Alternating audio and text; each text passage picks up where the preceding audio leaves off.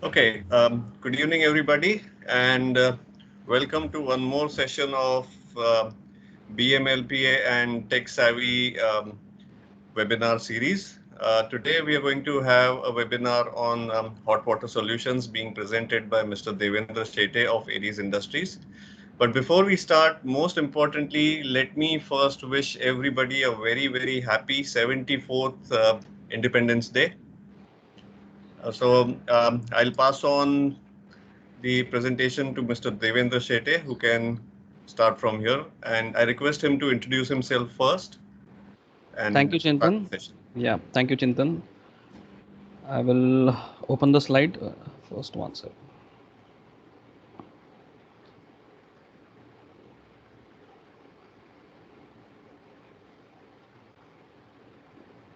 Hope my slide is visible and full screen. Yes, perfect. Yeah, and I'm audible. Loud and clear. Yeah, thank you. First of all, I would like to thank Deepak Bhai and Chintan Bhai for giving me an opportunity to present in front of you all. I am very thankful to BMLPA and Tech Savvy for giving me an opportunity. My introduction is I've been with Aries Industries since 1998, and we started into manufacturing of industrial components. And then 2002, we started with solar application, solar field. So I graduated in the year of 1996. I am a BE production, and that's how my journey started. So for almost now 18 years, we are into solar systems and primarily into hot water solutions. So I will start with my presentation. We are celebrating our 60th anniversary this year because we started. Aries was formed in 1960 by my father. So this is our 60th year. Happy Independence Day to all of you. Today's agenda is we will be covering uh, in 45 minutes roughly a presentation, and post that we will be open for question and answers. So the agenda is brief introduction about Aries. Then we'll have hot water systems for residential and commercial applications. We would have types of hot water systems available, application of hot water, and comparison between different types of hot water systems. Our primarily focus would be heat pump water heaters and commercial solar water heating systems. I would focus on recirculation system because that is very much important. I, then a case study. I will present a case study of a heat pump, and then it would be open for question and answers. About Aries, we provide consultation and services to shift to renewable energy and hot water systems to help people take steps to go green is our endeavor. So primarily, we want people to shift whoever is using conventional energy to use renewable energy to heat up water or for generation of power, both. Aries was established in the year 1960 in Mumbai by my father, and we were primarily into manufacturing of industrial components for the automotive sector, and we used to manufacture electrical motor components, hydraulic components. In 2002, we turned to solar products to help provide solutions and guidance to people wanting to look at other energy sources due to growing awareness of environmental issues like pollution and growing costs of non-renewable energy sources like electricity and other fossil fuels. Along with consultation, we are suppliers of solar energy equipments and systems such as solar water heating systems, solar photovoltaic systems for power generation, and hot water systems. Solar water heating system and heat pumps to curb the growing electricity bills due to electric water geysers and an environmentally friendly alternative to coal or wood fuel stoves used to provide hot water in hotels, hospitals, hostels, and resorts where the energy consumption is more. We also provide photovoltaic solutions like solar PV rooftop solutions, solar street lighting solutions, home lighting to help up homes, light up homes and streets in areas facing power cuts and rural areas where they have power electricity failure problems.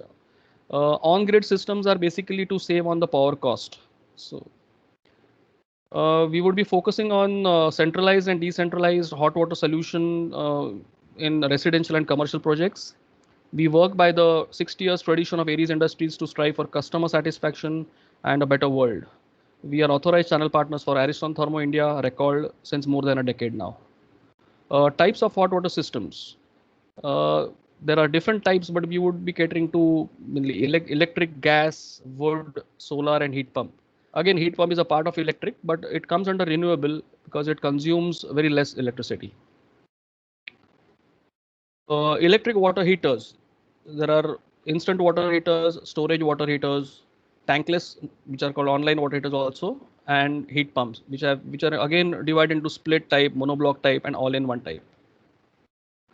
These are a few photographs of electric water heaters, the normal instant storage and tankless water heaters. Nowadays, there's a lot of IoT, Internet of Things going on. So we have come up with a smart solution where it is ease of control. In a mobile app, you could operate your water heater from anywhere in the world. So if you want to have a smart bath logic, you can decide whenever you have and your heater is on and you get a hot water ready.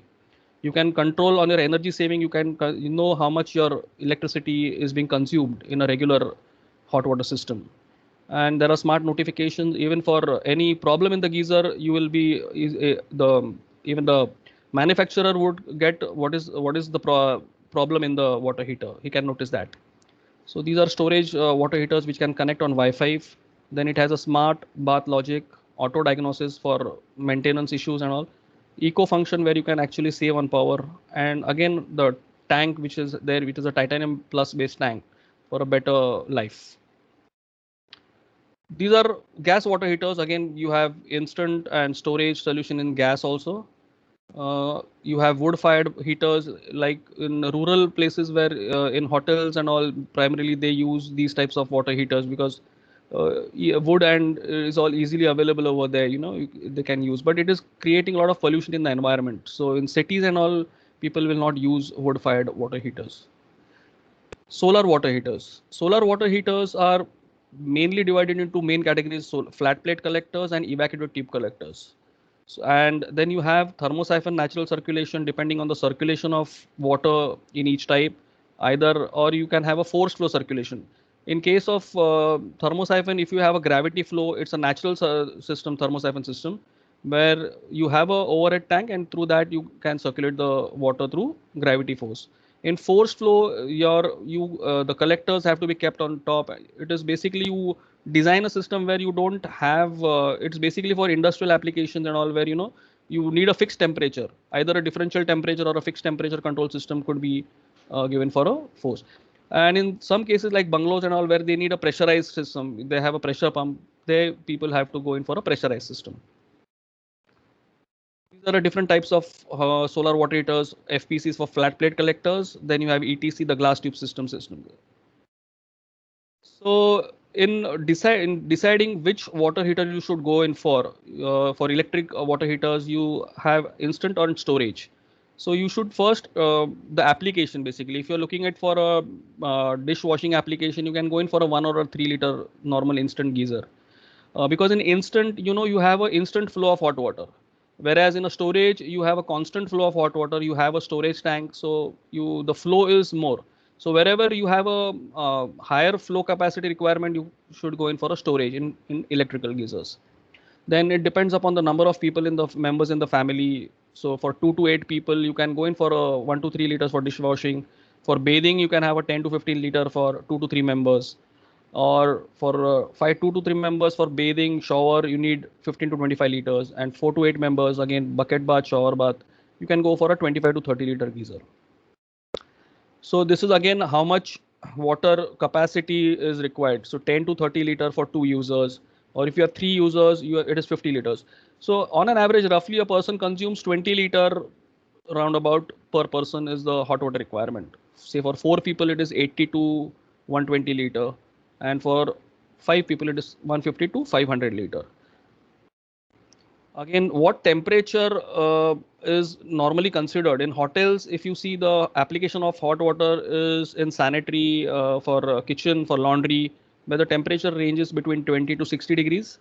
Hospitals, again, it is for steam bath, laundry, where the temperature is requirement is 60 degrees. Restaurants, you need for utensil washing, it is almost 20 to 60 degree. Apartments, you need from 30 to 60 degree. Kitchen, shower, laundry. And in spas and bungalows, the temperature range is from 30 to 60 degrees. It could be used for swimming pool heating and steam bath as well.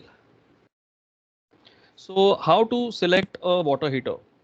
First thing we have to consider is whether you need a centralized solution or a decentralized solution. Centralized solution means you have a common tank wherein it is either in the basement or on the terrace, and through that we supply hot water to each individual utility points. Then whether the space is available to have a centralized system, that also has to be checked, because if you are thinking of going in for solar as a centralized system, you need a lot of space for the solar collectors to be laid on the terrace, or you have a roof basically to mount it. Again, the most important point in deciding about a water heater, you should know about the flow of fixtures. What all is there? Basically, rain showers are there, bathtubs are there. So depending on the flow of fixtures, you have to decide which water heater you have to go in for. Bathtub or rain shower need a lot of water, so your flow should be good. Number of persons using hot water, that also is very important to decide the capacity and how many bathrooms or utility points are there. Now we'll start with heat pump. Basically, what is these are big capacity heat pump water heaters for a commercial application, wherein you can have all these heat pumps coupled together and then store the hot water in a insulated tank. So let us start with what is heat pump. Heat pump is like refrigerators, freezers, and air conditioners are all examples of heat pumps. The heat pump water heater uses a small amount of electricity to transfer heat from the air to water. In comparison, traditional electric water heaters use resistive heating elements to directly heat water. So heat pump basically takes the heat from the atmosphere, and that heat is used to heat up the water. And traditional heaters, they use resistors basically. So the electricity consumption is very high in regular normal electric heating. Heat pump water heater is significantly more energy efficient compared to conventional electrical water heater, because less electricity is required for a heat pump water heater to produce the same amount of hot water as a traditional electric water heater. Quite simply, a heat pump works like a refrigerator in a reverse way. A refrigerator moves heat from inside the refrigerator, making the things cold, and transfers that heat energy to the surrounding room. A heat pump water heater, on the other hand, pulls away the free and essentially unlimited heat from the surrounding air and transfers that heat to the hot water stored in the tank. So if you see a refrigerator, your main the product is coolness in the refrigerator, whereas whatever heat is there, it is dissipated out. Whereas in a heat pump, the heat from the atmosphere is taken and it is transferred to the water. So your energy is saved in heating water, and the byproduct in heat pump is cool air basically. Some of the advantages of heat pump water heater over other systems, heat production is fully controllable. So you can decide what temperature you want, at what time you want. Everything can be, you can control all the parameters. Second thing is no bulk storage of fuel is required. In other cases like diesel fired, you need a lot of fuel storage, so a lot of space is required for that. And energy, almost 50 to 75% of the energy produced is through renewable energy. So heat pump comes under the category of renewable energy, since it takes the natural heat from the atmosphere. These are sealed units mainly, so no specialist knowledge is required. It is easy to operate. Operation and maintenance requirements are very low. Long life expectancy, typically 20 years plus. Low water temperature reduces risk of burning also. So you can set the temperature and there is the chances of, no one getting burned. Coefficient of performance of a heat pump is very important. Basically, it is the efficiency of the heat pump. So coefficient of performance of a heat pump is calculated basically the how much energy is given out divided by the energy input. So for a heat pump with a COP of say 4, you would expect to get 4 units, 4 kilowatt out for 1 kilowatt of input. So if you consume 1 unit of electricity, you are getting output of 4 units. Okay, that is so 1 kilowatt would come from electricity, and the 3 kilowatt would come from the heat extracted from the air. So these are a few points how the heat pump selection has to be done. Basically, you have to first calculate how much liter per hour you would need of hot water. Say the first you can see it is 155 liter per hour, considering the delta T of 35 degrees Celsius. So your input water is say considering 20 degrees, your water, cold water which is coming to the heat pump, and delta T 35, that means your output would be 55. So 55 is more than sufficient for a hot water bath. We normally require somewhere around 38 to 40 degrees for a hot water bath. So even if you have a 55 at a centralized location, considering your total heat losses from piping, your insulation losses and all, then also 55 at the center where the water is heated is a very good temperature. And 155 liter per hour, then you would need a 6.3 kilowatt of heat pump. The first slide RTL 18W I'm talking about, referring to. So that would you are getting output of 6 kilowatt and your input is only 1.6 kilowatt. So your COP in this case is 3.94. It's almost 4 is the COP. It is a single phase unit. You have a Panasonic rotary compressor with it. There's an inbuilt Grundfos pump inside the heat pump. So you don't need an external pump to circulate the water from the heat pump to the tank basically. Then the noise level is also 48 decibels. It's very less. It's like a air conditioner indoor outdoor unit. You have the same principle you have with these heat pumps also. Then if you want more water, if it is say 246 liters of water, that is almost 250 liter per hour, then you can go in for the next heat pump, which is a 10 kilowatt heat pump. Again, then your input power is just 2.5 units. So if it is going to say, if you just need 500 liters of water, in 2 hours the water will get heated, and your consumption of electricity would be only 5 units. So that is otherwise in a regular this thing it would be 20 units if you're going for a regular electricity. If this is again a single phase unit with a Grundfos inbuilt pump, then you have the third option is 46 kilowatt unit. That is you have 418 400 units of 400 liters of water you will get in an hour, and your COP in that case is 3.95, and the last case is 860 liters per hour. So you have to decide in how much time you need how much water. So depending on your capacity requirement, you have to select which heat pump would be ideal for you. So this is basically the inside of a heat pump. Basically, electrical panel is there. You have a four-way valve. You have a fan, evaporator, compressor. I'll explain you in the coming slides about that also. So these are the different models. The dimensions also are very less. If you see the dimensions, it is hardly 1 meter in height for this model, and it is 800 mm. And the weight also, and all these things are mentioned over here. The weight over here is hardly 67 kgs is the weight for the first one, and the biggest one is 270 kgs weight. We come to these are all the dimensions. Here again, the ambient air temperature also matters for the COP. So if your ambient air temperature is say 7 degrees centigrade, then your COP would be say 3.7 if your inlet water temperature is at 30 degrees centigrade. And if the ambient air temperature is a bit warmer, say 20 degrees centigrade, then your COP is better. It is 4.6. So, the ambient air temperature, if for colder regions, your COP would be less. For warmer regions, your COP would be a good, you'll get a good output. So your efficiency would be more. So all these are, yeah. So this is typically how a heat pump looks like. So this is a 6.3 kilowatt and a 10 kilowatt heat pump. And these are the specifications, the same chart which we were referring to. So it is how much you can see it is very compact in size, and the area required for a heat pump is also very less. Then we have the bigger capacities like 17 kilowatt, 35 kilowatt. These are all three-phase heat pumps, and for these heat pumps, we need an external pump to circulate the water. There's no inbuilt pump in this heat pump.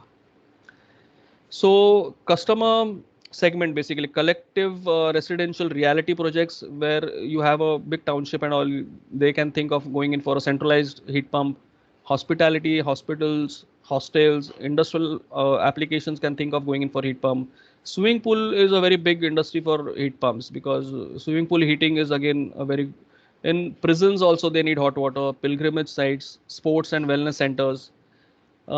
Typical strong the customer benefits consumer is strong safety and reliability. These are the major things when a consumer thinks of buying it. So typically designed heat pump compressor ensures reliability and durability. Low environmental impact because of less CO2 emissions. It is very good for the environment. Even the refrigerant has no impact to the ozone layer. So R416A refrigerant is good. High comfort, special compressor with high power. End users can get hot water in all weather conditions.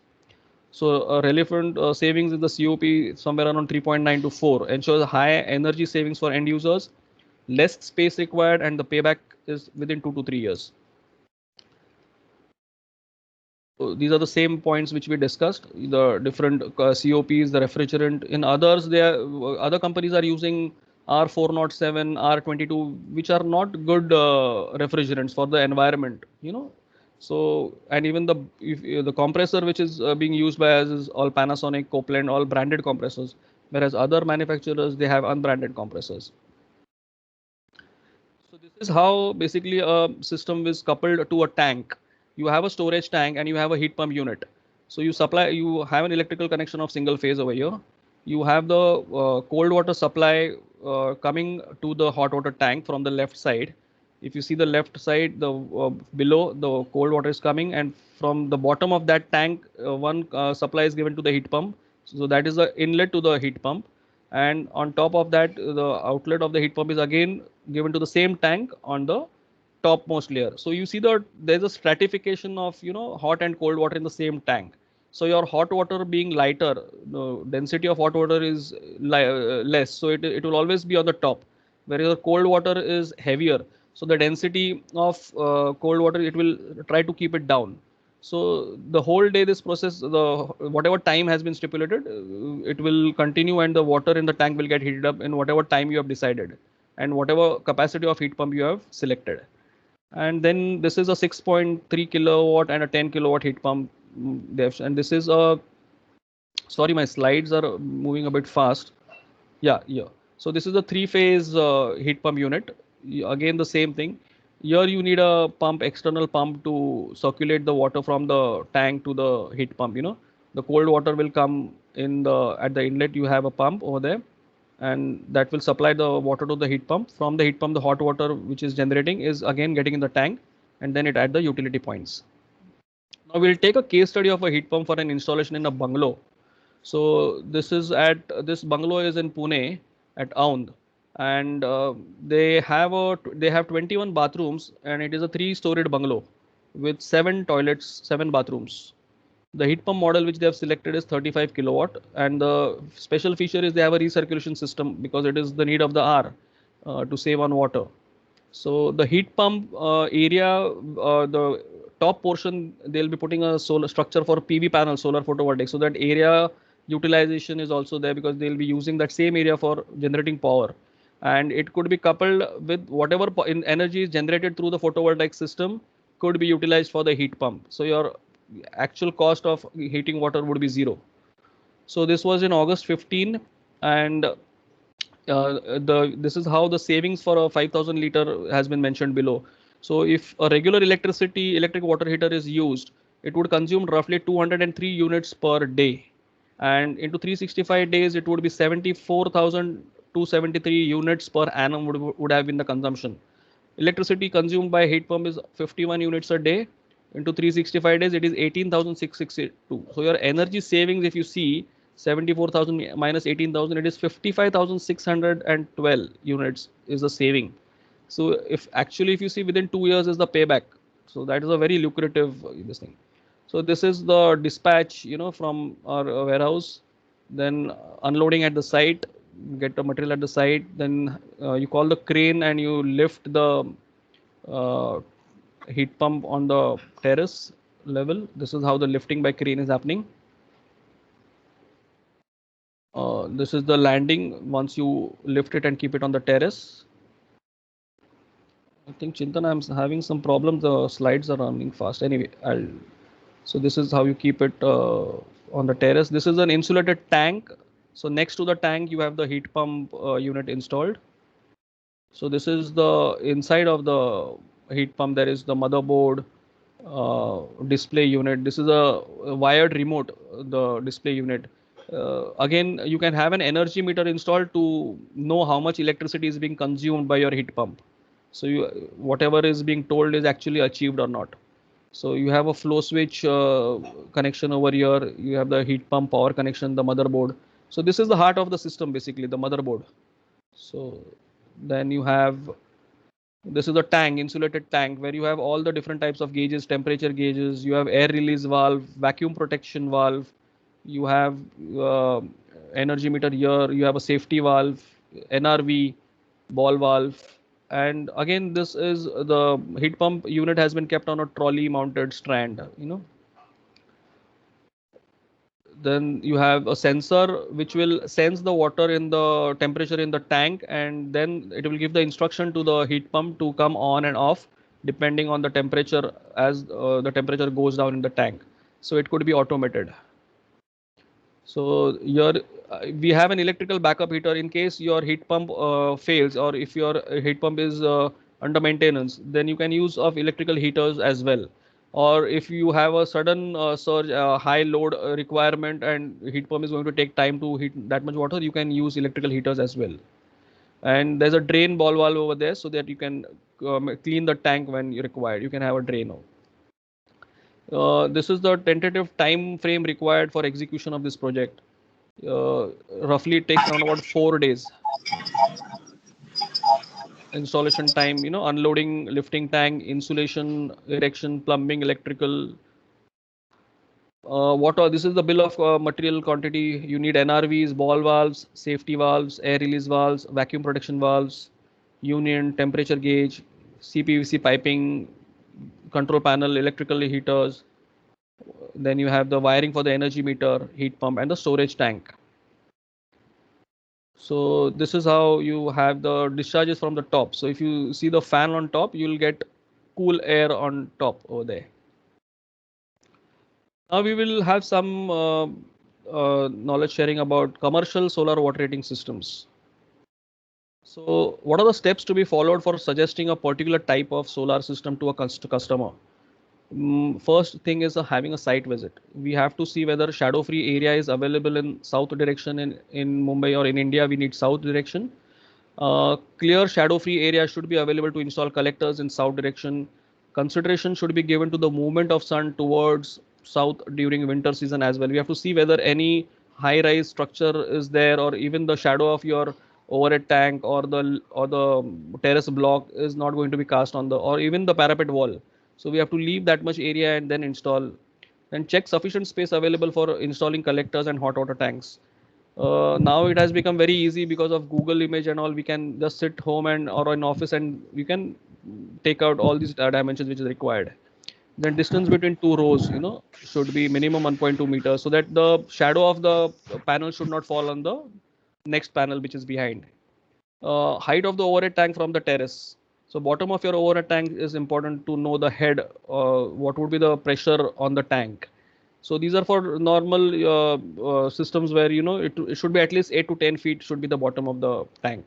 If the overhead tank level is less, then you need a separate cold water tank to get that much head of water. In old buildings and all, there was it was hardly 2 or 3 feet bottom of the tank from the terrace level. So in such case, we need to put one more overhead tank which can give a head of at least 8 to 10 feet. Then in pressure pump, if your cold water is under pressure, then you need to maintain the pressure. You have to have a pressure pump so that the cold water supplied to the solar system is also under pressure. Location and the number of utility points. So your location, your hot water distance should be as minimum as possible to reduce on the losses. So your utility point should be closer to the hot water storage to ensure minimum heat loss from plumbing. Number of utility points will decide the capacity. That is very important.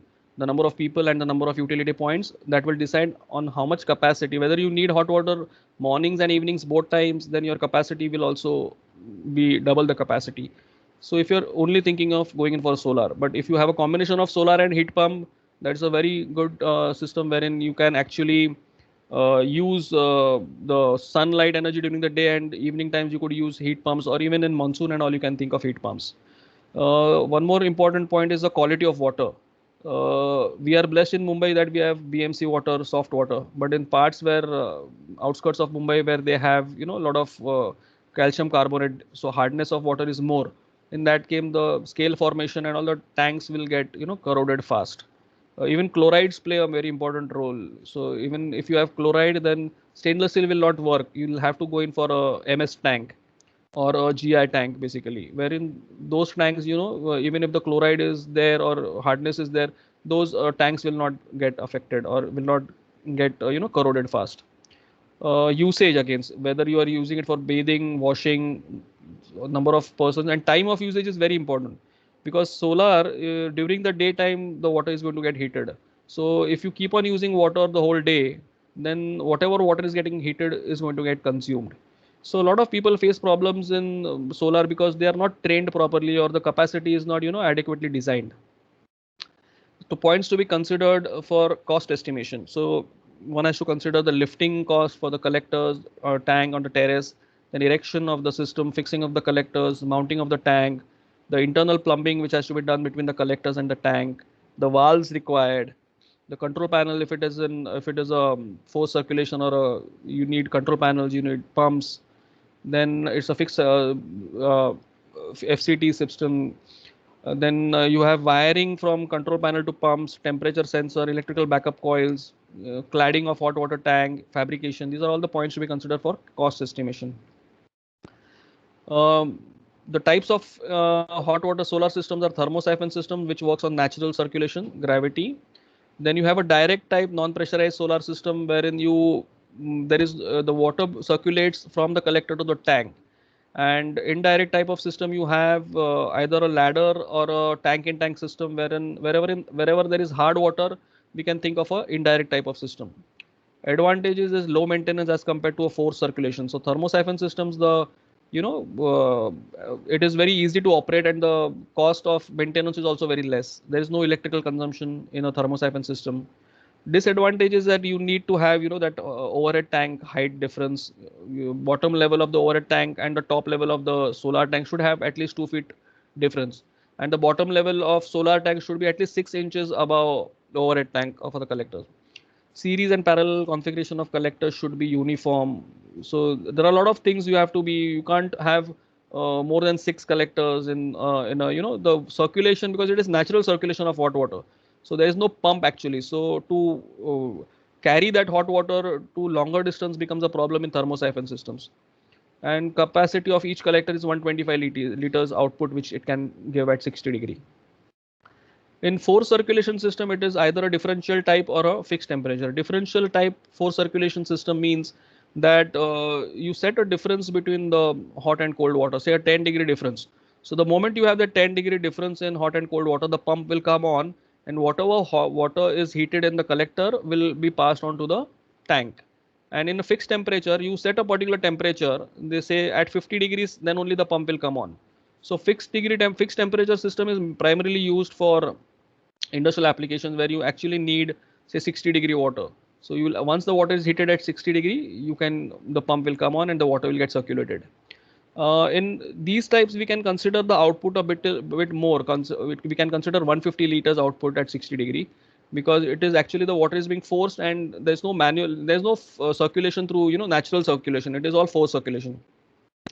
The collectors can be placed above the overhead tank, so you have the liberty of keeping the terrace empty, and have the collector stop and only tank on the terrace somewhere at the side. So you get a shadow free area available, you get more area available. So that is the advantage of going in for a forced circulation type of system. Disadvantage is it requires higher maintenance cost, and electricity use is more compared to a regular thermosiphon. So this is a pictorial view of a thermosiphon system. There's on the left side top, you have a cold water tank. From that overhead tank, your cold water goes in the hot water insulated tank. On the left side, you can see you have a gate valve, you have a non-return valve over there. And from the same tank, that cold water will then enter into the collectors from the right hand side bottom. So they are entering the collectors. You are getting the water heated in the collectors. And on the left side from the collectors, it is again entering the hot water insulated tank. So from this tank, you have an air vent pipe. So even this air vent pipe is important, because you have to have whatever air is getting inside the tank, it has to come out. So we have to provide this air vent pipe. That is very important, and a support for the air vent pipe so that it stays there on the ground. Then this is the utility points it is going. This is a regular normal system, non-pressurized thermosiphon system. Now what happens in case of pressurized system? In pressurized system, you have a pressure reducing valve at the inlet between the gate valve and NRV. Then you have a hot water tank which can withstand that pressure, whatever pressure has been designed, say a 3-bar pressure, 4-bar, 8-bar, whatever pressure you design, the tank has to withstand that much pressure. Your normal collectors can withstand up to say 6 bar, 8 bar, depending on the requirement. But the tank is normally is designed for a 0 bar pressure. But if you want to pressurize, then it has to be informed before. Then you have an electrical heater coil also in that tank. Instead of air vent pipe, we have an air release valve in a hot water this thing pressurized hot water system, and a pressure relief valve. So to take care of the whatever pressure is being generated, to take care of that. And you have a pressure reducing valve so that you can adjust the pressure at the inlet also. So this is a indirect type of system where you have a ladder. In case of hard water, so whatever water is being circulated in the ladder is, it is soft water. You have a soft water makeup tank on the right hand side, just below the main hot water tank. So from this tank, this cold water will, you can have a distilled water or a Bisleri water of that capacity, which will remain inside, and it doesn't, it requires very less topping up once in 6 months or so. Or else people can use glycol or some thermic fluid also, which will stay inside. And the water which is hard is on the outer side, so outer side of the tank. So water is over here. So this is a indirect type of system, not it's a thermosiphon system. Now this is again a differential force flow type of system, wherein you have your if you see, there's a control panel which will control the operation of the pumps. So depending upon the whatever temperature is being set. So say if we have set a temperature of 10 degrees difference temperature. So whenever that temperature if is going below 10 degrees, then the pump will come switch on, and whatever water is being heated in the solar collectors panels will then be transferred to the hot water tank, and from there it comes to the utility. So that was a differential. Now this is a fixed flow temperature. In fixed flow, if you see, the cold waters are entering via the pumps into the collectors, and we have a zigzag combination of the collectors over here. So the output in fixed temperature force flow is more, because in zigzag, if you see, the water will go from the pumps, through the pumps it will come here, it will enter the collectors, and then all the collectors also, they have zigzag combination. So water will, each and every collector, the water will pass, and then you'll get more heat transfer to the water, and then it comes to the hot water tank. And then you have a level sensor in the tank, because this tank, if other systems, if you see the differential or even the thermosiphon, your hot water tank is always filled with water, either hot water or cold water. But in a fixed temperature, your water, as the water temperature is achieved, then only the water will enter. So you have a level sensor over here, so that your water tank should not overflow. So once your full tank is filled up with water, the control panel will get an instruction, the pump will not come on. Once the level goes down, then only the pump will come on. So this is a fixed temperature forced flow. These types of systems are mainly used for industrial applications. Now precautions to be taken while designing the system. So internal plumbing, CPVC, PVC type material should be avoided for internal plumbing because of high temperatures in summer season. So we prefer to have GI C-class pipe with some insulation, rock wool or an aeroflux insulation, so that the temperatures go so high that your pipes might not withstand those high temperatures. So then proper, air release valves, air keys, and these have to be periodically checked, because if some bird droppings or anything goes in the air release valves and all, it might not work properly, and the tank can get damaged. Even the pipes should be properly clamped to avoid sagging of pipe, especially in PPR pipes.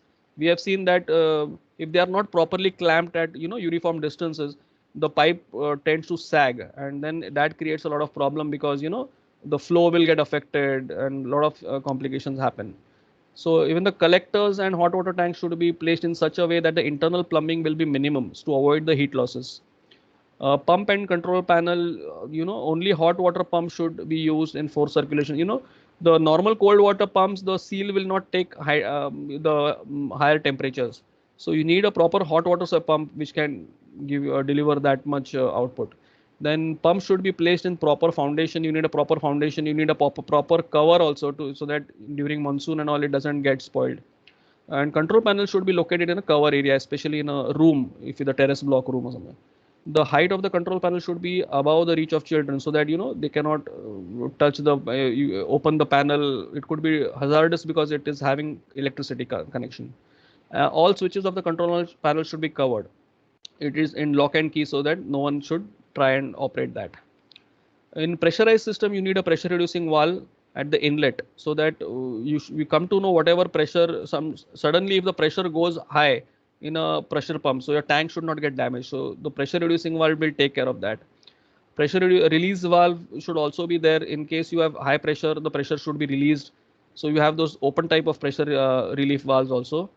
Then air or vacuum release, or you have temperature and vacuum release valves also, temperature pressure relief valves also.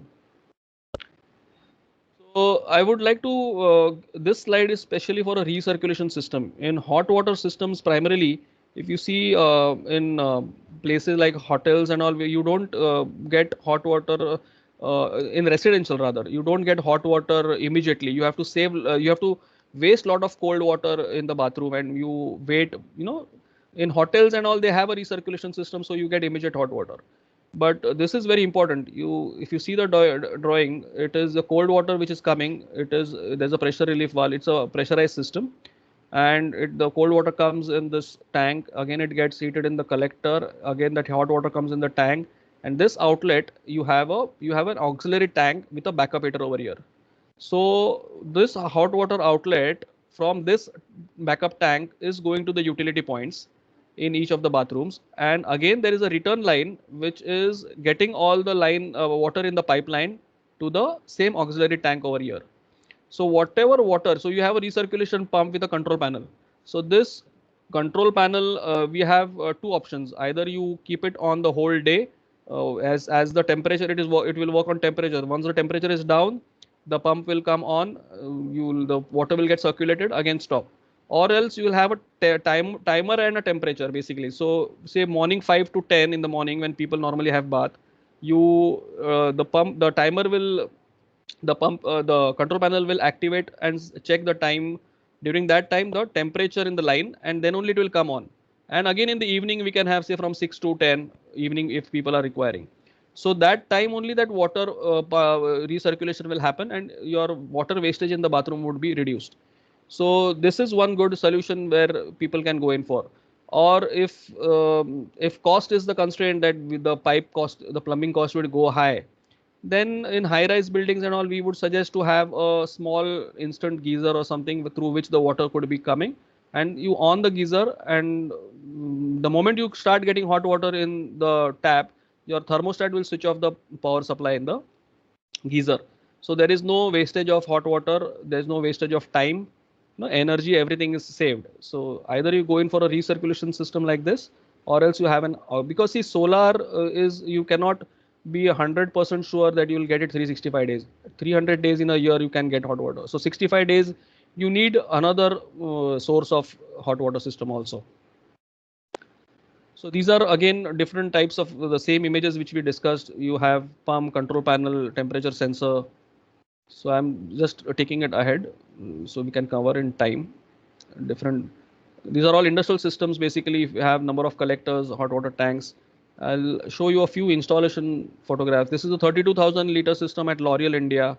So that is for industrial application where, water, if you see, there's a lot of instrumentation involved, flow meter over here and all. So that you have whatever water is being heated through a collector. L'Oreal being a cosmetic company, they don't want this water to be used directly in the process. So they have a plate heat exchanger in the middle. So whatever water, it's all demineralized water, DM water. So that water will be, the heat transfer will take place. So whatever water is being heated in the solar system is actually transferring the heat to the water which they are going to be utilizing for their application. And this is a 5,000 liter at Aditya Birla Hospital. This is again a 10,000 liter at an apartment building. These are installations at bungalows. This is for a hostel building. This is again for a Calicut building, hotel building. So finally, this is one slide where you can actually compare all technologies like solar, diesel, LPG, or electrical heating, and a heat pump. So if you see, heat pump is better in a case where it will the energy savings with respect to conventional is up to 75% you save on electricity over here. In electrical heating, you're comparing it with electrical, so that is consuming the most power.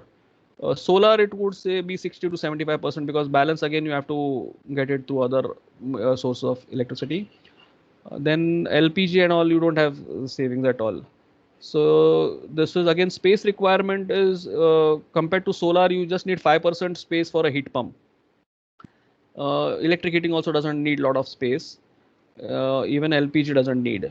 So climate independent, yeah. So whole year round you can use a heat pump, whereas solar there are limitations. Efficiency is up to 400%. That is, you get 4 as a COP. Here the efficiency in solar is up to 95%. Maintenance in a heat pump is minimal, whereas in solar you need to clean the panels. That is, you have to at least once in a fortnight the panels have to be cleaned. Both are environment friendly. Like even heat pump is environment friendly, solar is environment friendly.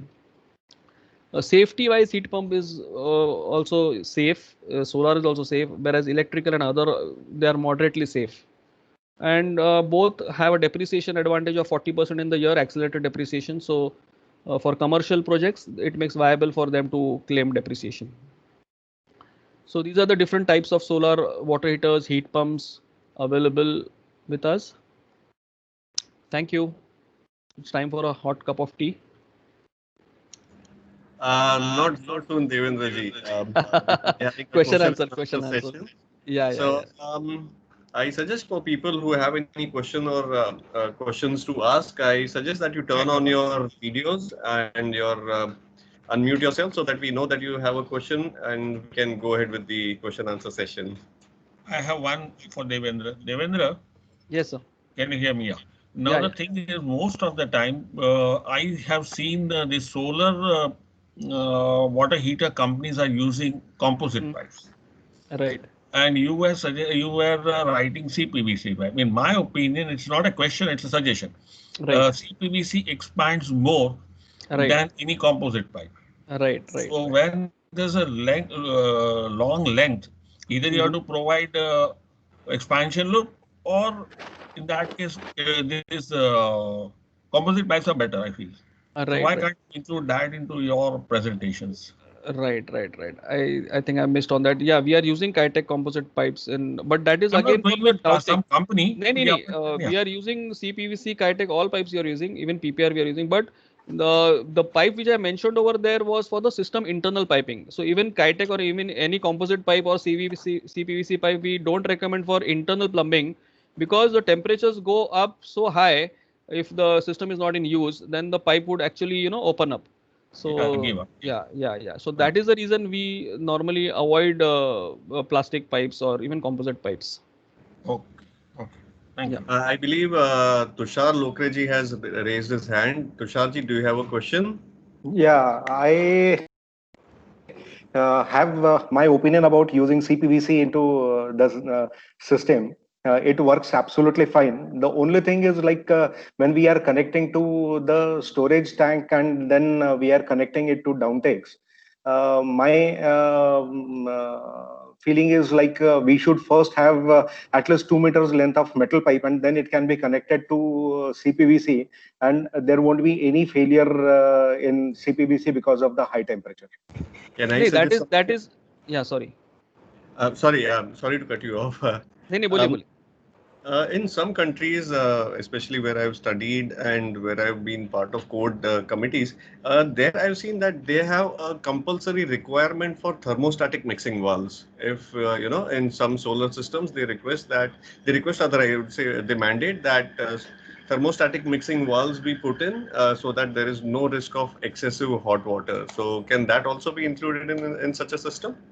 Yes, TMV is a good option because that would avoid from small children getting burnt and all because the temperature can be set whatever desired temperature, but only So does that disadvantage. that that Yeah. protects that protects basically the plastic pipes, not specifically CPVC, UPVC, composite, or whichever, but I think that would also be helpful in protecting the pipes as well, right?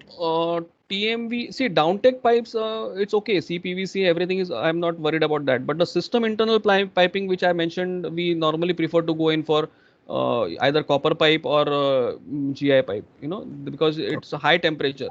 So as Mr. Tushar said, downtech, fine, it's okay. We are okay with that. Inlet, outlet, you can think of CPVC, PPR, even inlet, you can use UPVC also. And Kitec is a good option. We normally use composite because it is easy to work, so people prefer to go in for that. And CPVC pipes are also easily available even in rural areas and all. So the only thing with composite fittings is getting the fittings is a very big problem, challenging. It's not easily available everywhere. So CPVC has penetrated the market and people are using CPVC. Only thing, the internal piping where the temperatures are very high, there we don't. I think Mr. Tushar ji was saying was for using it, have a GI pipe and then have a metal pipe and then have a. So that is at the outlet, either at the. Am I right, Mr. Tushar? That's correct. That's correct. Yes. Yeah, yeah. Tusharji, now you forget GI pipe. Talk about any other metal pipe. No. Sir, again, GI was just a reference. For hot water application, GI pipe should always be avoided because it has the very high corrosive action because of the hot water. So obviously, either it is stainless steel, copper, whatever. It should be a metal pipe. That is what is my submission. Okay. I believe Mr. Pragnesh Makwana also has a question. He has unmuted himself. Pragnesh bhai, do you have a question? Thank you, Chintan. Yeah, I don't have one question. Mr. Daya, please spare me. I have written down some notes. Devendra ji, I'll ask one by one. Yeah, please. Do you have any kind of thumb rule that for this much kVH of the heat pump, this much number of pumps are required, or one single pump can cater to this much kV, something like that? For heat pump you're talking about? Yeah, for heat pumps. See, heat pump, we actually first calculate the capacity of hot water is going to be required and in how much time you need that hot water. So depending on that, we design the tank capacity. So, and then the heat pump capacity in kilowatt is calculated, means how many liters per hour is required. Correct. So there's no thumb rule actually, but we have to do this exercise of calculating how much capacity is going to be required, how much, and peak load we talk about. Yeah, say, peak load. So depending on the peak load, the tank capacity has to be decided and the heat pump capacity. And it is always better to have, two combinations of heat pumps if it is a larger capacity, one working, one standby type of things. Or else if the demand goes up, then immediately you need so much water. So you have, multiple heat pumps also could be an option for higher capacities. No, because the photograph which you had shown had got n number of units. Right. That was for a very big capacity requirement. So that is what I wanted to understand. Yeah. If at all we think about those n number of units. Right. That individual unit is of how much maximum capacity with respect to kV. That is 44 kilowatt, 44 kW. So one individual can be going to up to 44 kVA. Yeah. Those. Yeah. Welcome. Yeah. Another question was, everybody please bear me. I've got many questions. If I take your time, we don't have to empty a hall. He's always loaded with AK-47. Another question was that when we think about any capacity of a water storage tank, supposing if at all we think about something about 1,000 liters of storage tank, and if at all we are going to consume something about 100 liters of water within half an hour or so. Okay, so that 1,000 liters is heated up in 1 hour. Okay. Correct. Right. But within that half an hour, we have already consumed something about 500 liters. Okay. So the balance 500 liters of hot water is now already mixed with cold water. Right. So the temperature goes down. Right. In solar, right? No. Even in heat pumps also. See, heat pumps, the moment you start drawing hot water, again the process of heating water will continue immediately. But then it is going to heat up to certain degrees only. It will not be heating that up to 60 or 65. Right. Whatever. Right. So the initially within that half an hour, the water which was supposed to be heated to 60 degrees is not at 60 degrees. Right, 55, 50. Something less than that. Something less than that. Right. So in your terms, again, do you have any kind of thumb rule for saying that if this is my flow rate, this is the we can have additional some capacity added into the tank so that we do not have this kind of difficulty? See, whatever we calculate, we consider say 50 liter per person per bath for design calculations. Okay. Even if the person is using 20 or 30 liters of hot water. But we consider on the higher side 50 liters per person per bath. and that will take care. Again, the temperatures at which we design are 55-60 degrees. So actual requirement is say 38-40 degrees in the bathroom. So we actually go at a very higher design calculation, 55 to 60 for bathing. So the moment the capacity, the consumption, the people will initial person might have to mix more of cold water with hot water, and the last person would not require to mix any cold water in the hot water. So the temperature is worked in that way. So we don't have to have any kind of buffer addition Not- into the not storage required. tank capacities. No, not required. Not required. Even in one of project, I was suggested to have Okay. a separate hot water tank storage so that continuously they get the one temperature. Okay. Was that right? Was that right? No, but what was it? Was it a solar or a heat pump project? What was it? It was heat pump project See, having another storage tank, the of same hot heat pump water. hot water. Again, see, the same heat pump is going to heat that water. So your heat pump should be able to take care that load also. So see, finally, you're increasing the storage. You have two tanks. Okay, fine. Both the tanks you are filled up with hot water. So the initial first tank hot water is getting consumed. The same time, this heat pump is heating water and passing that, generating that hot water and storing it in the other tank. So the direct impact of cold water, what Mr. Pragnesh was telling, is that the cold water is going to get mixed. In that case, it is avoided because your pre-feed for that tank is hot water again. So you have more time. It's a good suggestion to have two tanks. Okay. Thank you. Yeah. Okay. And then another one what was that do you have any kind of thumb rule for the heat loss addition to be done in the KVH? Heat loss to Yeah. be considered. Yeah. There's no thumb rule, but there are calculations that we could share. Yeah, there are formulas to calculate the heat losses. Okay. Yeah. Devendra, the money. I'll introduce Pragnesh. Pragnesh is the General Secretary of License Numbers Association, where you had given one. You had presented one paper a few years back. Okay. I would request you to give us a good write-up addressing Pragnesh's questions. Yeah, his questions are very intelligent. Very, very, very intellectual questions. Thank you. Thank you very much, Mr. Daya. One more last one now. When we consider about the solars, I just wanted to confirm my information. We always say that the south direction. So just because we are in the northern hemisphere, we are supposed to have it in south direction. Is it correct? Right. Perfect. Okay. And the angle of inclination in Mumbai would be different. In the longitude, say 18 degrees here. In Delhi, it would be again, steeper. In south, it would be again more. So the angle of inclination will change as per the longitude. But facing south, it should be facing south. Okay. Now I have seen Pragnesh. If you are done. Yeah, one more, last one. Sorry.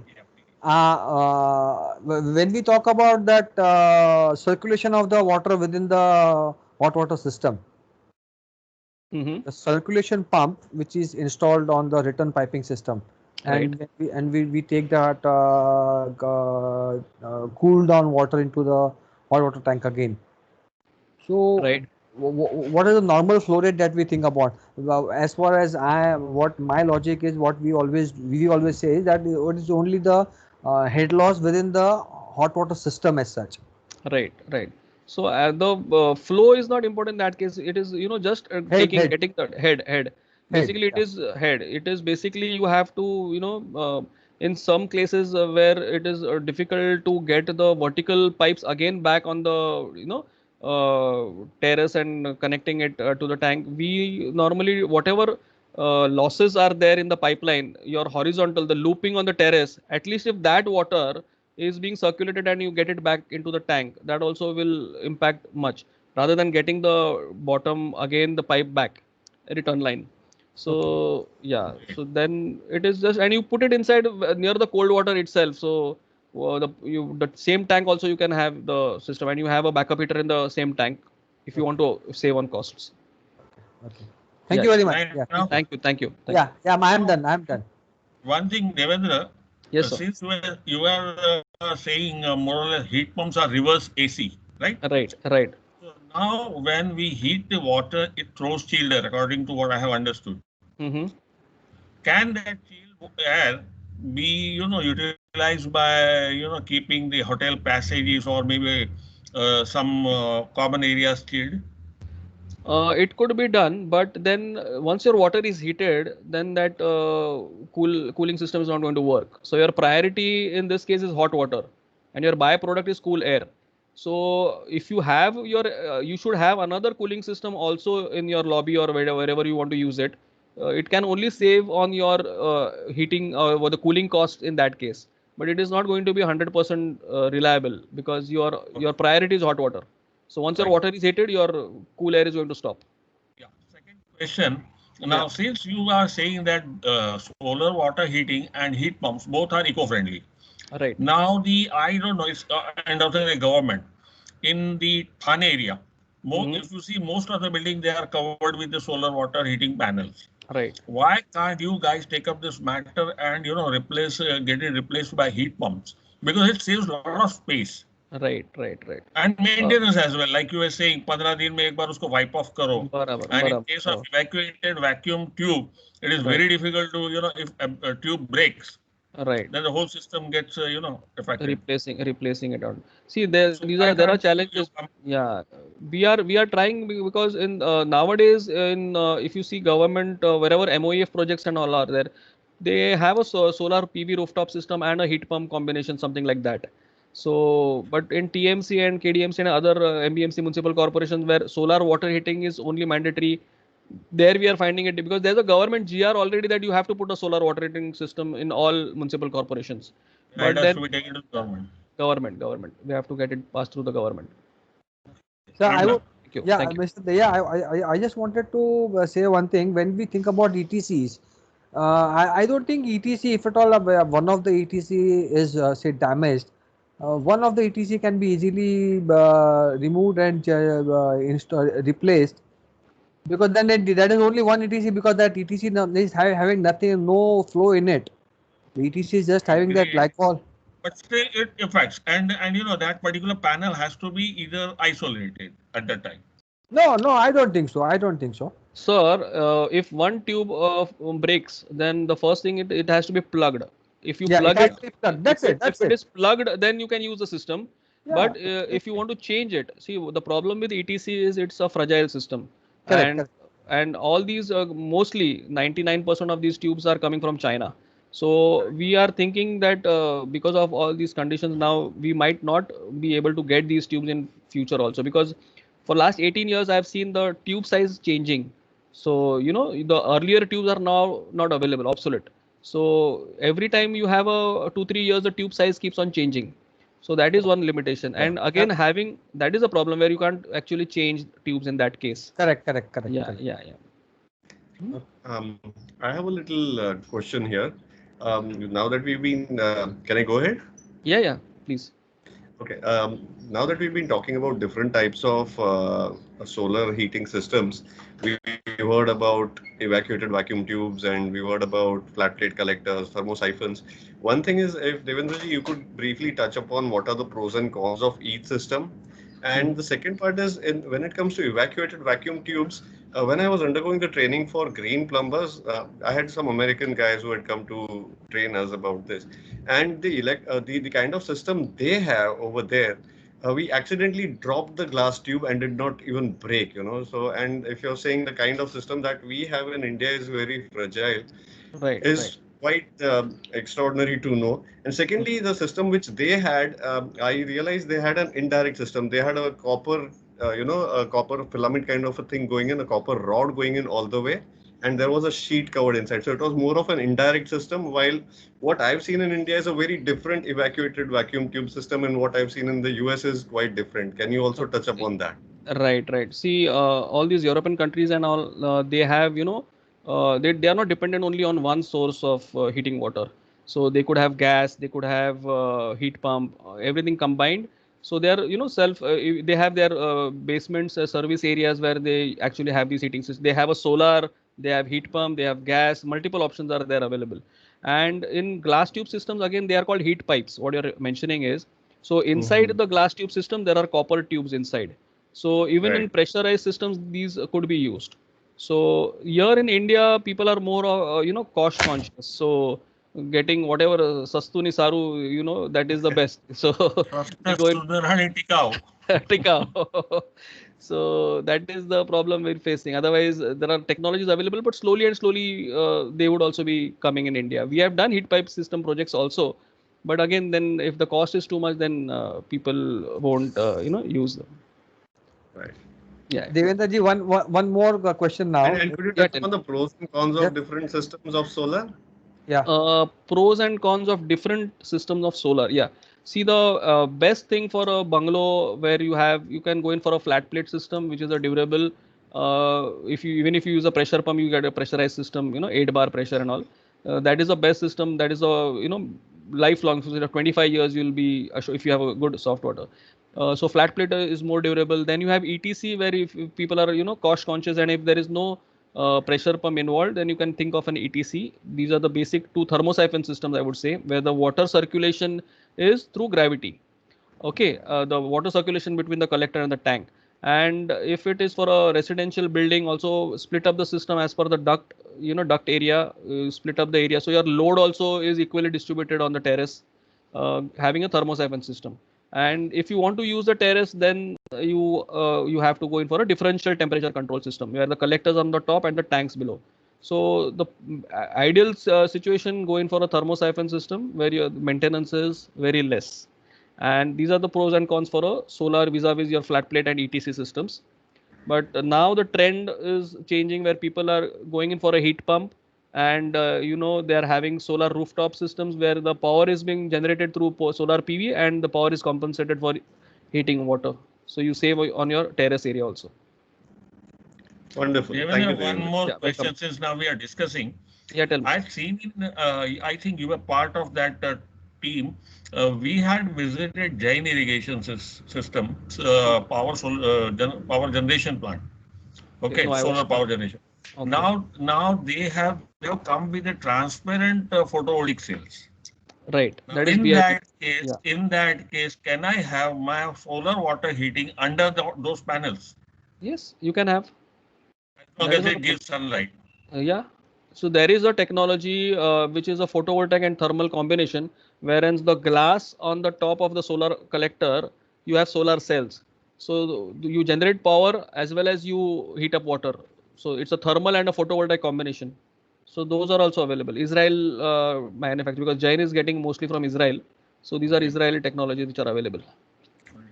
Thank you. Yeah. Welcome. Yeah, Devendra ji, this is just this what you were discussing about the pressure ratings and all those things. So Right. Again, do you have any kind of thumb rule for the head loss for any given system? Might be a solar system or might be heat pump system. Any thumb rule that this would be the head loss when the water is passing through the entire hot water system. Supposing, say, if it all say we have got one panel of the solar system, one panel of 2 meters by 1.5 meter. What the case may Right. be, yeah. Right. So, right. what is the head loss that you would see within that particular panel, one panel, or might be if at all we think about a heat pump. So what is the head loss? How much do you consider for the, because when we say thermostatic mixtures, so there these things come into picture, because if at all we do not have a thermostatic mixtures coming into picture and we have a mixture installed in the toilets, Right. might be there's a slightly pressure difference and the water might be going from this end to that end. Right. Cold Right. water going into the hot water, or hot water going into the cold water lines, whatever the case may be. Right. So yeah, that is a good point which you suggested, which you mentioned, mixing of hot water and cold water. That also creates a lot of issues in bathroom. And regarding your first question, which you said, or the head loss, no, because I'm not into a plumbing consultant. I'm my plumbing knowledge is not as great as yours. So I don't have any thumb rules for those head losses. I think Deepak Bhai would help you with that, calculating the head loss. I also would not know that. But yeah, Pragnesh, the second question. Generally, I have a habit of having when we have centralized water heating system, I have a habit of getting NRVs installed outside the bathroom for hot water line as well as cold water line, so that there's no mixing of water. Right. That's the the ideal way of doing it. And secondly, these latest diverters don't have the passage actually. Once you Right. shut off the diverter, hot and water doesn't get mixed. Right. So these diverters, they don't have. Yeah, that is Uh, the earlier diverters. Yeah. Previously, what we used to do when I learned plumbing, there were no mixers. We used to do it with stopcocks. Right. Yeah, if somebody used to forget the stopcock, then yeah, it was happening. But Right. then in diverters or latest mixers, it doesn't happen generally. Right. And one more point. In kitchen it can, but then then you need to have the NRVs for that. You need to do proper plumbing. Kitchen mixer. Yeah. Right. See, in some cases, like, can you hear me? Yeah, you are loud and clear. In one of our projects at Hindustan Unilever, they had electrical storage geysers in their, they have apartments for their transit camps and all. And so they found that the safety, or if they want to remove the heater, it used to take some 25 minutes to actually get up on the loft and remove it.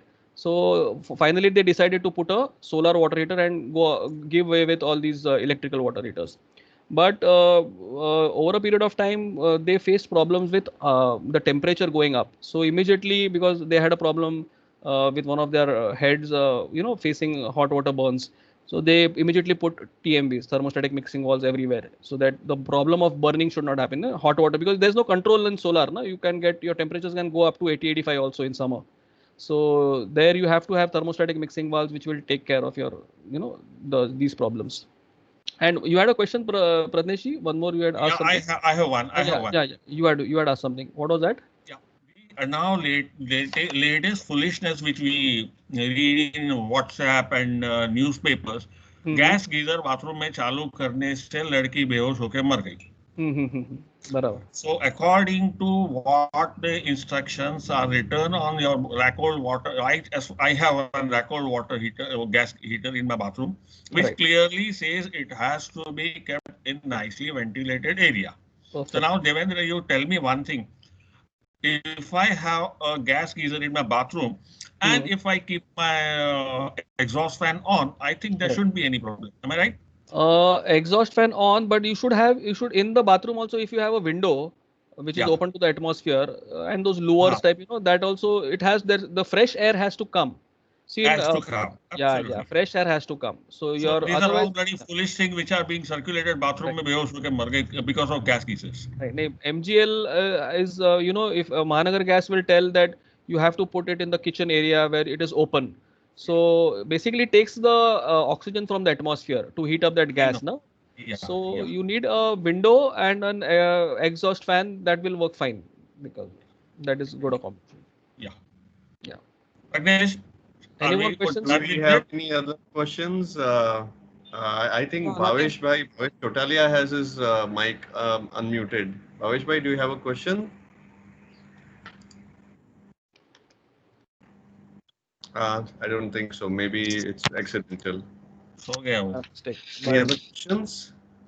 Hello. Bol Bhavesh. Hello. My name is Walter. Hello. Yes, sir. Hello. Yes, Hear me? Yeah, I can hear you. Yes. My name is Walter. So I am a plumbing teacher, instructor as a. So my question. Just now you told about the LPG gas. LPG gas ये करके वो लड़की बेहोश होके मर गई, बराबर है? Hello. It could be LPG, it could be PNG also. Yeah. PNG. हाँ, तो LPG गैस है वो हेवियर रहता है और वो नीचे डाउन रहता है और अपना जो एग्जॉस्ट रहता है वो ऊपर रहता है और जो ये रहता है, तो इसके लिए नीचे से जो गैस है वो एक्यूमुलेट होके वो अपना ऑक्सीजन नहीं मिलने से लड़की मर सकती है. बराबर. वेंटिलेशन नहीं होने की वजह से. वेंटिलेशन हम लोग वेंटिलेशन एग्जॉस्ट जो लगाता है वो ऊपर लगाते हैं हमेशा, और जो वेंटिलेशन विंडो है वो विंडो भी ऊपर रहता है. Sir, but LPG is not leaking, na? LPG is consumed. It is just burning. LPG जब ये लीक होता है वो नीचे कलेक्ट होता है और CNG और PNG.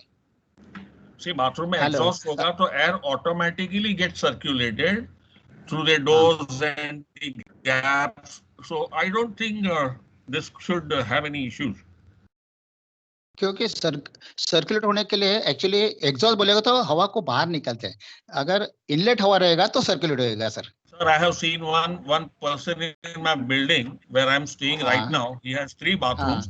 In all 3 bathrooms, he has gas geyser. We have piped natural gas, but he is quite happy. When I visited his house when he was renovating, I said, "अभी ये pipe सब निकाल डालेगा ना, yellow color का गंदा दिखता है bathroom." I said, "No, I'm quite happy with this geyser. I'm not disturbed by these yellow pipes. I will use gas pipes, gas geysers only." Sir PNG CNG या PNG रहेगा वो lighter than air, तो वो हमेशा ऊपर जाता है. Sorry to disturb you, sir. We can this debate will go on and on and on. Yeah, I think last question now.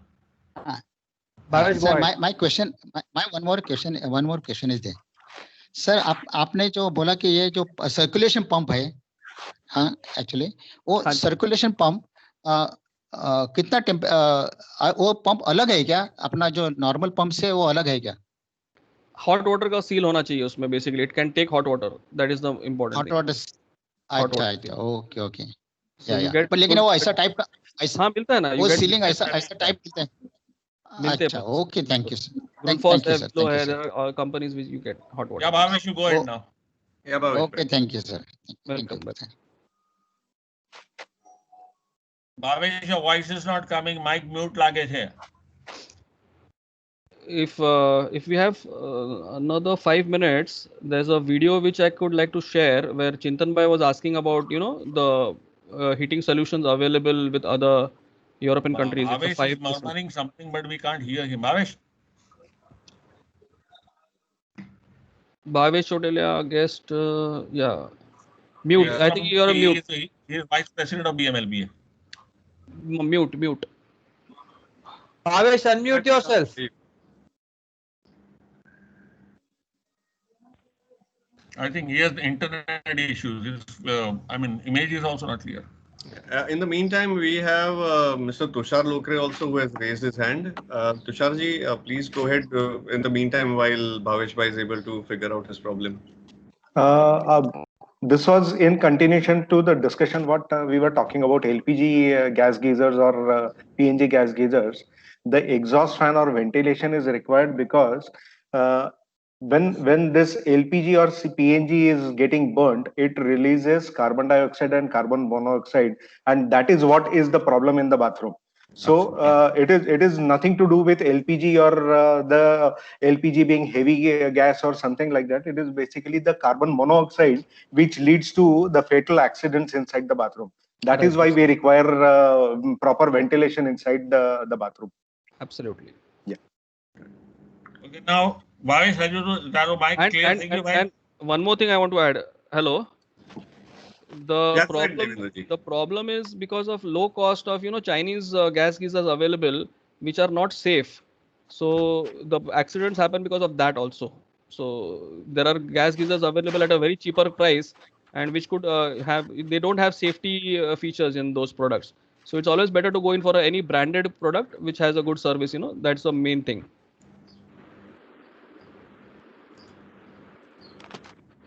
Okay. Any alternative for changing cells? और 2-3 महीने में उसको cells बदली करने पड़ते. Alkaline. You go in for alkaline cells. That will give you a longer life. Okay. Do we have any further questions? Devendraji, you were asking for 5 minutes video. Yeah. I'll just play 1 second. Na? And that's the end of the story, okay? Yeah, no problem. Meeting. Now we start.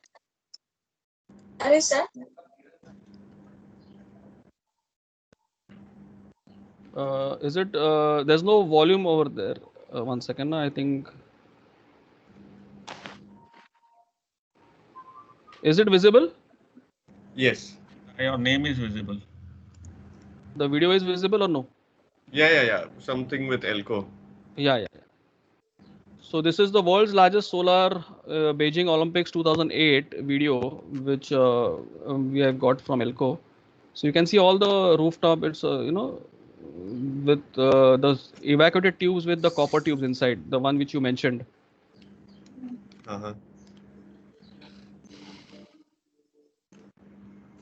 There's no volume for the video. I'll just tell in between. Yeah.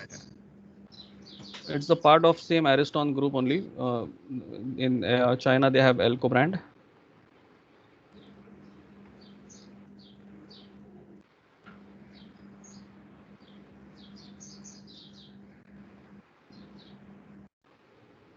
So they have kept it on the horizontal. It is almost 7,500 meter square of collector area, which has been covered.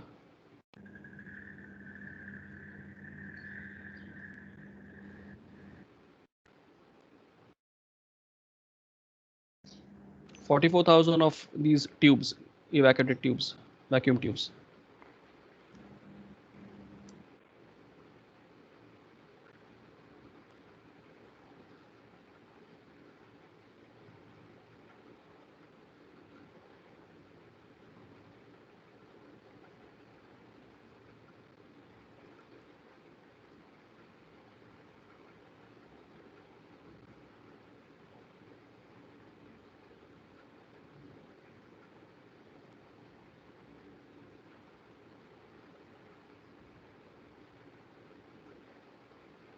Almost 33 lakh unit yield per year.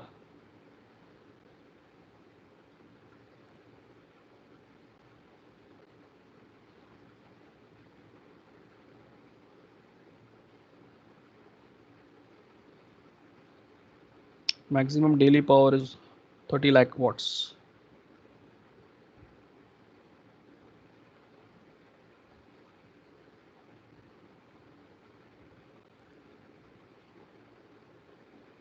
So the terrace area also can be utilized.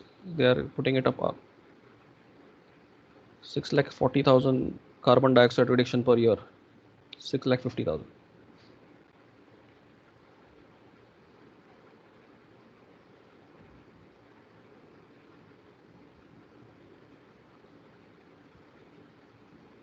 So you can see the cold water and the hot water, blue and red color. Now you can see the collector design, basically how sophisticatedly designed. Inside the glass tube, you have copper tubes. So these are heat pipe systems.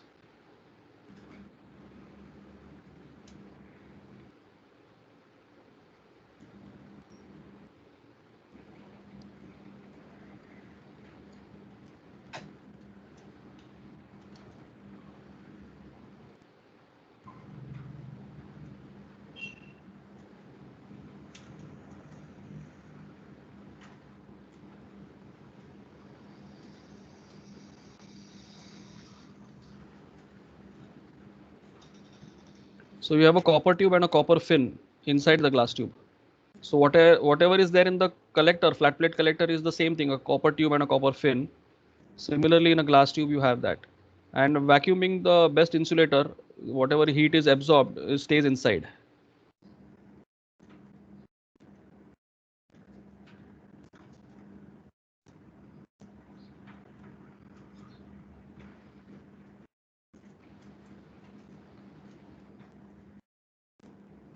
So this is supplying 18,000 athletes warm water. And in the basement, they have all these tanks.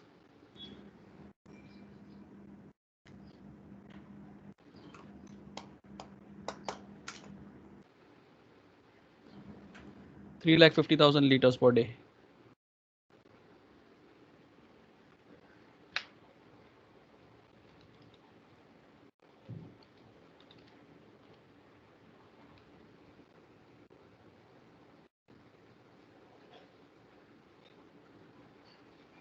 And they have a BMS system to monitor.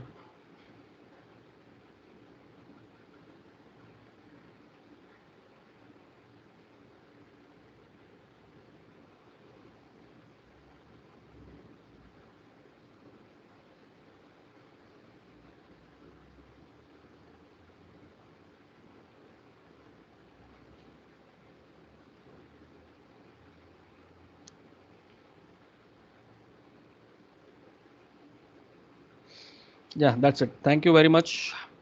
Thank you, friends, for logging Wonderful. This is exactly similar to something that I was talking about. in. Right.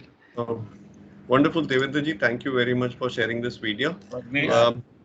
Before we end this session, I would request Devendra ji, can you please turn off the screen sharing? Yeah, I've done it. Sorry. Before we Our Guruji is there. Stephen DeCosta is there. He's silent. Sir, कुछ बोलिए sir. आपका कुछ आशीर्वाद दीजिए sir. In fact, I have invited him today.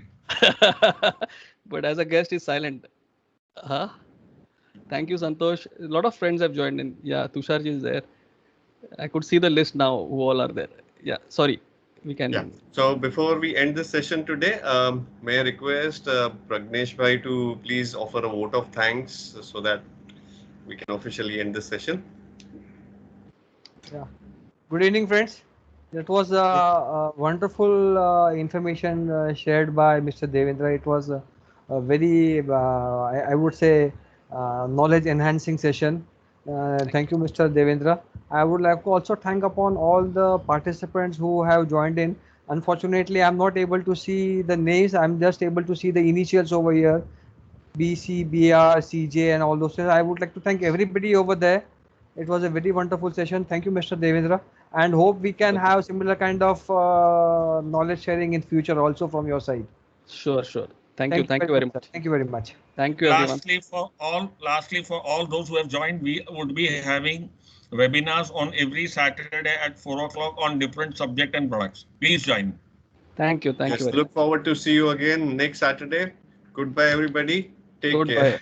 Yeah, thank you, and happy Independence Day to all. Thank you. Thank you. Same to you all. Thank you. Thank you, everybody. Thank you. Bye. Take care.